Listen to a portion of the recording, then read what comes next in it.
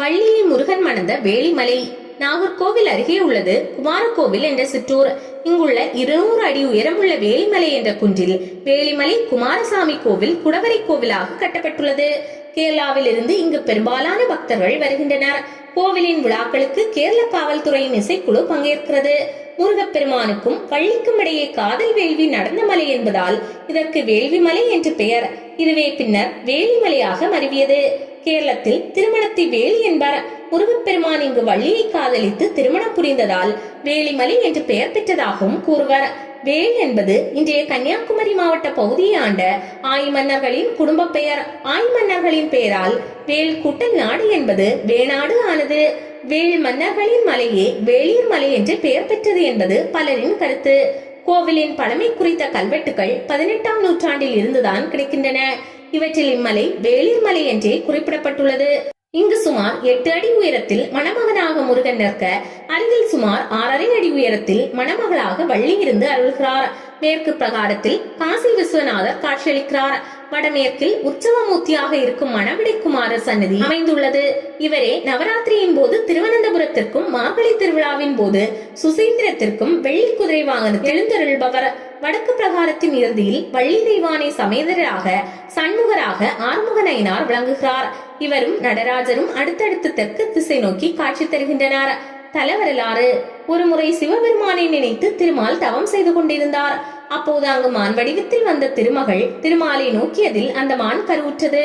பின்னர் அந்த மான் வள்ளிக்கிழங்கு அகழ்ந்தெடுத்த குழியில் அழகிய பெண் குழந்தையை ஈன்றது. வள்ளிக்கிழங்கு செடியில் குழந்தை கிடந்ததை கண்டெடுத்து அப்போதைய ஆண்டு வந்த மன்னன் நம்பிராஜன் அக்குழந்தைக்கு வள்ளி என்று பெயரிட்டு வளர்த்து வந்தான். வள்ளி பருவ வயதை அடைந்ததும் வேடுவர் குல வழக்கப்படி அவள் திணைப்புனம் காத்து நின்றாள். இந்த செய்தியை அறிந்ததும் முருகன் திணைப்புனம் நோக்கி சென்றார். வேடனாக வேங்கை மரமாக விருத்தனாக உருமாறி வந்த முருகன் வள்ளியுடன் ஊடல் பல புரிந்தார். இதை பார்த்து வள்ளி வெகுண்டு நிற்கும் போது தனது அண்ணனான விநாயக பெருமான் துணையோடு வள்ளியை காந்தரூப முறைப்படி திருமணம் செய்வதற்காக முருகன் தனது சுய உருவை காட்டினார். வள்ளியும் தனது பிழையை பொறுத்தருள்மாறு வேண்டினாள். இதையடுத்து முருகன் வள்ளியை திருமணம் முடித்துக் கொண்டார். இந்த சம்பவம் நிகழ்ந்த இடமாக வேளிமலை சொல்லப்படுகிறது. இக்கோவிலில் இருந்து சுமார் 1/2 கிலோமீட்டர் தொலைவில் வள்ளி குகை உள்ளது. அருகிலேயே விநாயகருக்கு ஒரு சிறு கோவில் உள்ளது. வள்ளி குகை அருகிலேயே திணைப்புனம், வள்ளி சோலை, வட்ட சோலை, கிழவன் சோலை என்று அழைக்கப்படும் இடங்கள் அமைந்துள்ளன. வள்ளி நீராடிய சுனை அருகே பாறையில் விநாயகர், வேலவர், வள்ளி சிற்பங்கள் அழகிய முறையில் வடிவமைக்கப்பட்டுள்ளன. வேளிமலையின் முக்கிய விழாக்களில் ஒன்று பங்குனி மாதம் அனுச நட்சத்திர நாளில் நடைபெறும் வள்ளி திருமணமாகும். அன்று காலையில் பல்லக்கில் எழுந்தருளும் முருகப்பெருமான் வள்ளி குகை அருகே உள்ள கல்யாண மண்டபத்திற்கு செல்கிறார். வழியெங்கும் மக்கள் வரவேற்பு கொடுக்கிறார்கள். மண்டபத்தில் தீபாராதனை மற்றும் அன்னதான நிகழ்ச்சிகள் நடைபெறுகின்றன. பிற்பகலில் முருகன் வள்ளி தம்பதியை பல்லக்கில் அழைத்து வருகிறார்கள். அப்போது முருகப்பெருமானுடன் குறவர்கள் போரிடும் குறவர் படுகளம் என்னும் நிகழ்ச்சி மலைப்பாதையின் நெடுகிலும் நடக்கிறது.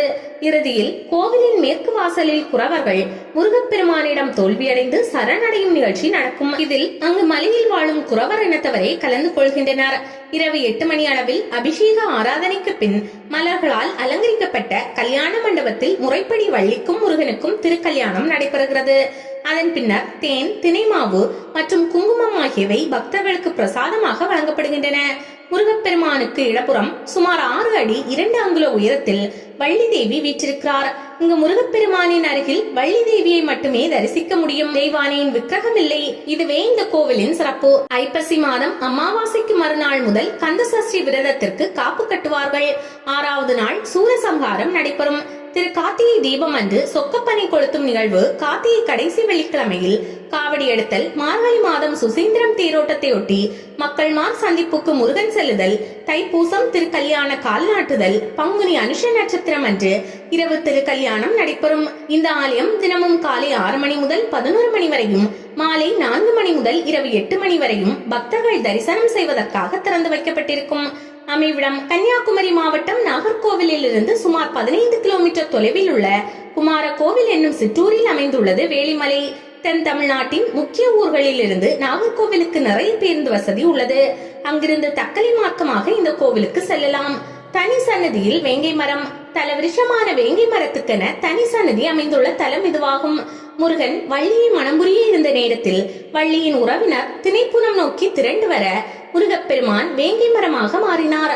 புதிதாக ஒரு மரம் நிற்கவே அதனை அவரது உறவினர்கள் சிலர் வெட்டிவிட்டனர் என்று சொல்லப்படுகிறது. வேங்கை மரத்தின் எஞ்சிய பகுதிக்கு வஸ்திரம் சாத்தி தினசரி பூஜைகள் நடத்தப்படுகின்றன. கஞ்சிப்புரை ஆலய திருக்குளத்தின் அருகே கஞ்சி தர்மம் செய்வதற்கான கஞ்சிப்புரை அமைந்துள்ளது. இங்கு வெள்ளிக்கிழமைகளில் நடைபெறும் கஞ்சி தர்மம் சிறப்பு மிகுந்தது. இது நோய் தீர்க்கும் மருமருந்தாக பக்தர்களால் கருதப்படுகிறது. கஞ்சி தர்மம் முடிந்ததும் அந்த இடத்தில் தொழுநோயாளிகள் அங்க பிரதட்சணம் செய்கிறார்கள்.